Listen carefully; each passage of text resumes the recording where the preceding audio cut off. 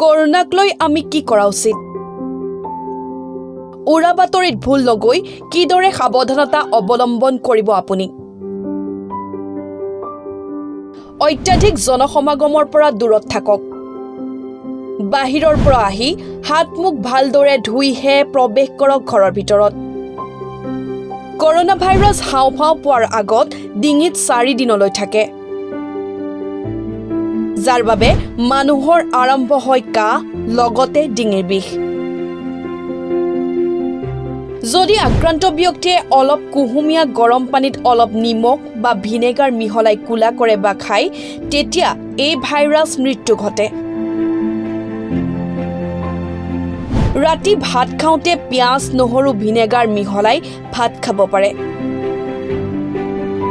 বাহিৰত থকা সময়ত লেতেৰা হাতেৰে স্পৰ্শ নকৰিব চকু মুখ। পৰিষ্কাৰ পানীৰে সঘনাই ধুৱক আপোনাৰ হাত। দূৰ ভ্ৰমণৰ পৰা আহি চিকিৎসালয়লৈ গৈ কৰোনা ভাইৰাছৰ পৰীক্ষা কৰাটো বাঞ্ছনীয়। যিকোনো পৰিস্থিতিতে ভয় নাখাই সাহসেৰে মুখামুখি হওক।